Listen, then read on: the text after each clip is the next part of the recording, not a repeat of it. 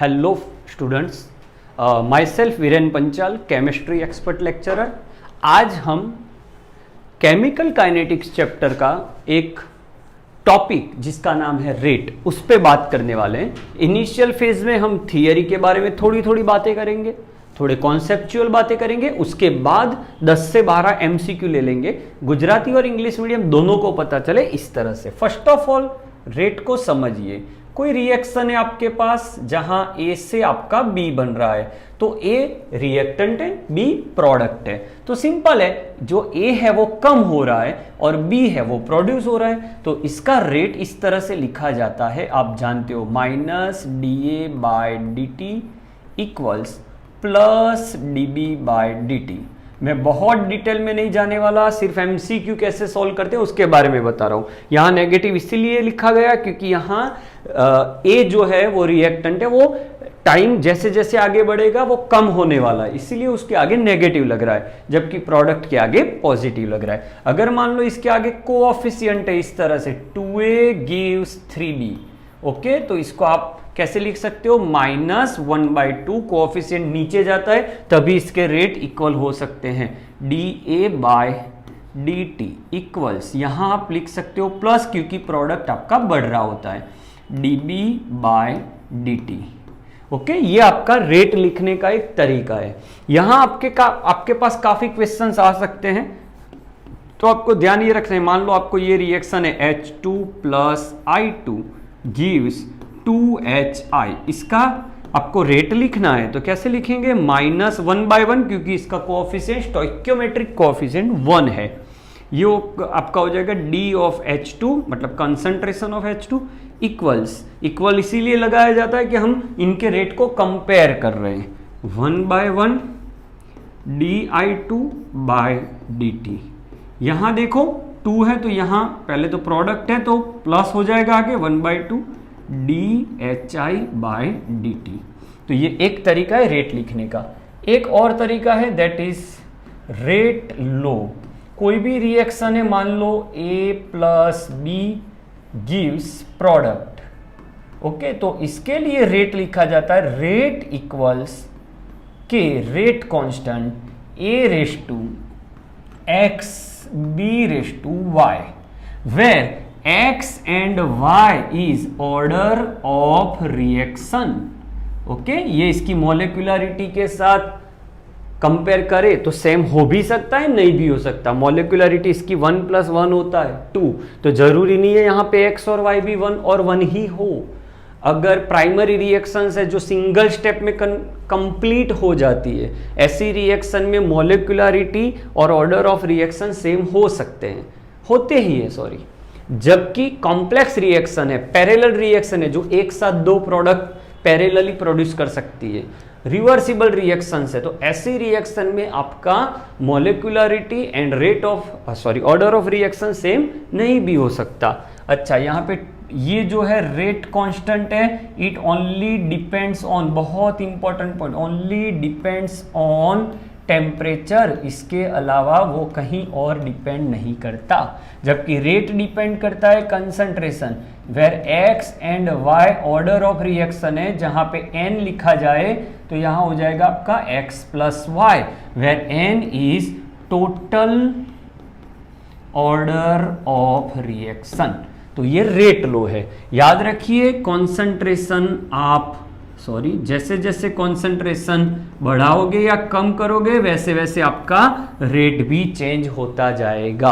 अगर आपको क्वेश्चन में, याद रखना बहुत इंपॉर्टेंट पॉइंट, प्रेशर गिवन हो तो प्रेशर को आप इस तरह से लिख सकते हो, प्रेशर इज 1/वॉल्यूम। प्रेशर, आप गैस के लिए प्रेशर को कॉन्सेंट्रेशन ले सकते हो। आगे क्वेश्चन जब आएगा तब मैं आपको बताने जा रहा हूं। और एक क्वेश्चन यहां से जो इंपॉर्टेंटली निकलता है और मोस्ट इंपॉर्टेंट है वो है unit of rate constant, and it is given by molarity raise to 1/n second inverse. कई बार इसको ऐसे भी लिखा जाता है, mole 1 minus n litre n minus 1 second inverse, क्योंकि मोलारिटी का मतलब होता है मोल पर लीटर। ट्रिक याद रखिएगा, कैसे ऑर्डर ऑफ रिएक्शन डायरेक्ट निकालते हैं। अगर आपको K का यूनिट दिया है कि भाई mole minus 1 litre 1 and second inverse, find the order of reaction. The trick is very simple. You just go for this power. Litre की जो पावर होती है उसमें +1 कर दो, तो ये आपका ऑर्डर ऑफ रिएक्शन हो जाएगा। याद रखिएगा। और जो भी क्वेश्चंस है, जैसे जैसे हम एमसीक्यू सॉल्व करते जाएंगे, नए कॉन्सेप्ट आते जाएंगे, सीखते जाएंगे। तो रेट के आपको इतनी बातें एग्जैक्टली याद रखनी है। और ऑर्डर ऑफ रिएक्शन क्या हो सकते हैं? तो order of reaction positive integer, positive fractional, zero भी हो सकता है, और कई एक दो रिएक्शन ऐसी भी है जहां इंडिविजुअल ऑर्डर ऑफ रिएक्शन मतलब कोई रिस्पेक्टिवली ए और रिस्पेक्टिवली बी वो नेगेटिव भी हो सकता है, मे बी। ओके, तो याद रखिएगा, इसको लेके हम आज के क्वेश्चन करने जा रहे हैं। चलो देखते हैं क्वेश्चन।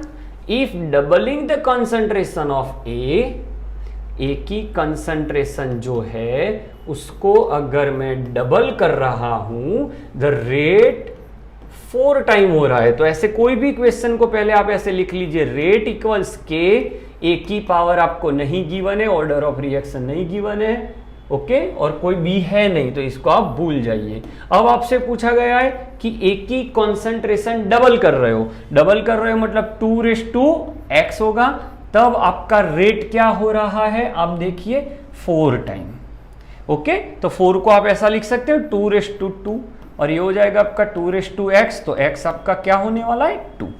कोई भी आपको कंसंट्रेशन गिवन है, रेट गिवन है और ऑर्डर फाइंड करना है, या 3 चीजें याद रखना आपके पास, rate, concentration and order of reaction. ये 3 चीज में से 2 चीज आपको गिवन होगी, और तीसरा अगर आपसे क्वेश्चन किया गया है तो आप ये इजी वे से फाइंड कर सकते हो। आगे बढ़ते हैं।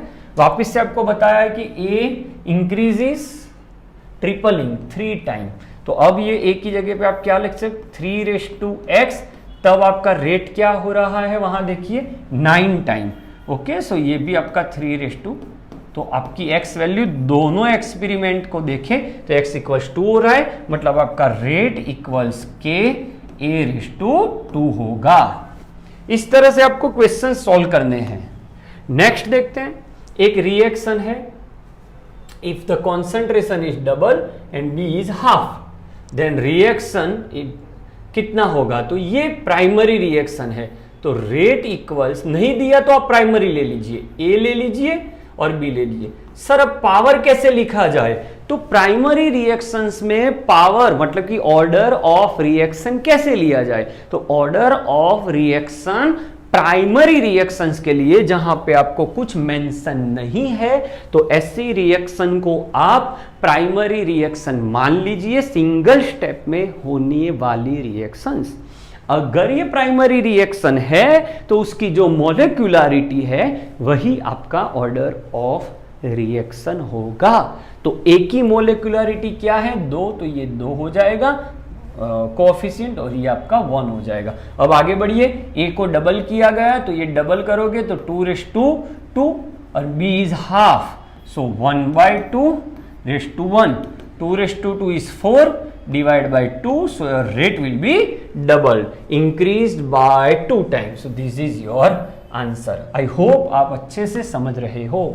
चलो अब ऐसे क्वेश्चन आए जहां पे आपको, अब देख सकते हो यहां पे डिफरेंट एक्सपेरिमेंट्स गिवन है, यहां पे इसको A0 को देखिए, तो ये A0 यहां से जाते डबल हो रही है, अच्छा ये भी आपकी डबल हो रही है, तब ये आपका 8 टाइम हो रहा है, देखिए 0.1 से 0.8 हो रहा है, तो ये हम निकाल रहे हैं। अब यहां देखिए ये आपका कांस्टेंट है, कुछ चेंज नहीं हो रहा है, ये आपका देखो हाफ हो रहा है, तब ये 8 टाइम यहां इंक्रीज हो रहा था, यहां ये डिक्रीज हो रहा है। मतलब अगर ये इफेक्ट नहीं भी करता फिर भी इसका हाफ करने से ये 8 टाइम मतलब 1/2 किया है आपने, तो 2⁻x ओके इक्वल्स 1/8 ऐसा लिख सकते हो। अगर इसका x मान लूं और इसका y मान लूं तो सॉरी ये आपका y हो जाएगा, ये हाफ करते ये 8 टाइम, सो 2⁻y 8 को लिख सकते हो 2�3, सो y equals 3 and you can C a पे वो डिपेंड नहीं कर रहा। देखिए वापिस से आपको देखना हो तो देखिए वापिस से ये आपका डबल हुआ, वापिस से ये 8 टाइम हुआ, तो इसका तो इफेक्ट हो ही नहीं रहा, मतलब a⁻0 and b⁻3, so your answer is a।